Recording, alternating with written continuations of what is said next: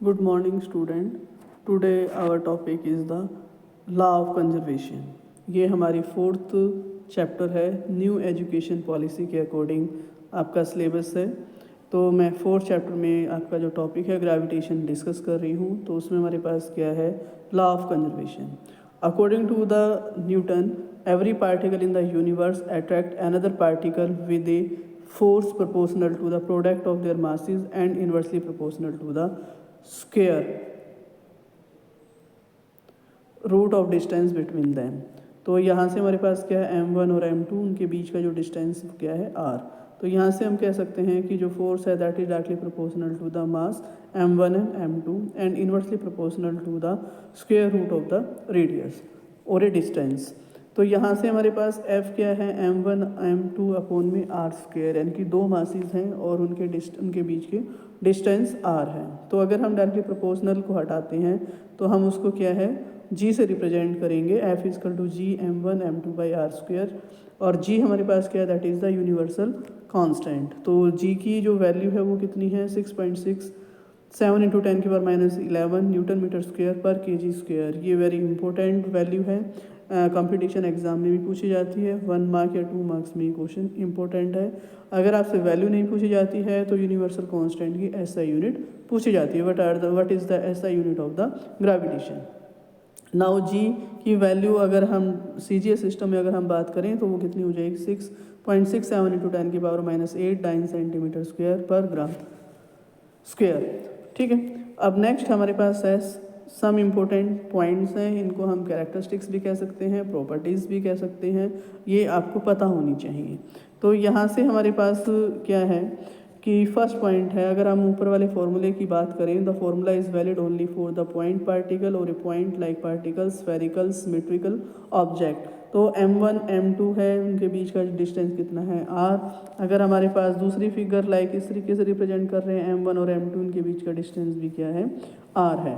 Second figure हमारे पास दी हुई है, m1 और m2 दो मासेस दिए हुए हैं। अगर हम फोर्स अप्लाई कर रहे हैं ए बॉडी पर with respect to the B, तो उसको हम क्या रिप्रेजेंट करेंगे, FAB। इसी तरीके से अगर हमारे पास जो बी ऑब्जेक्ट है, अगर उस पर हम force apply with respect to A कर रहे हैं तो वो हमारे पास रिप्रेजेंट क्या होगा, FBA। तो इसको हम इस तरीके से लिख सकते हैं, force AB equal to minus FBA, यानी कि gravitational force obey the Newton's third law. Third law में भी हम क्या, action and reaction are equal and opposite. अगर हम यहाँ से माइनस की टर्म को अगर हम इधर शिफ्ट करें तो जो बी पार्ट है वो हमारे पास क्या हो जाएगा, FAB प्लस का FBA इजकल टू 0, यानी कि नेट फोर्स क्या हो जाएगा, 0। तो हमारे पास जो linear momentum of the system है वो भी क्या हो जाएगा, कॉन्स्टेंट हो जाएगा।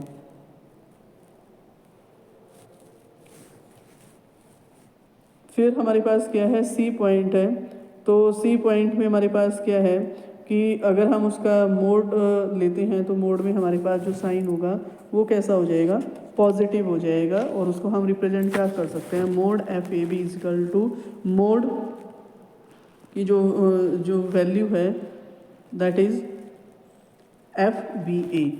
तो nature of the gravitational force is always attractive and always along the line joining the mass particle, as the force is always attractive in nature and it means gravitational potential energy is always negative. Now third point, gravitational force between two mass particle does not depend on presence of another mass particle। हमारे पास दो masses हैं, अगर other third मास है तो उसके ऊपर वो depend नहीं करता है। तो हमारे पास जो फॉर्मूला है वो क्या आ जाएगा, FM1 m2 equal to G m1 m2 by R square.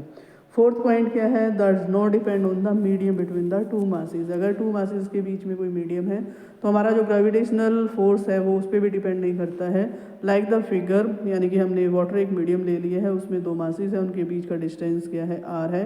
तो हम उसको क्या रिप्रेजेंट करेंगे, जो gravitational force that is the G m1 m2 by R square.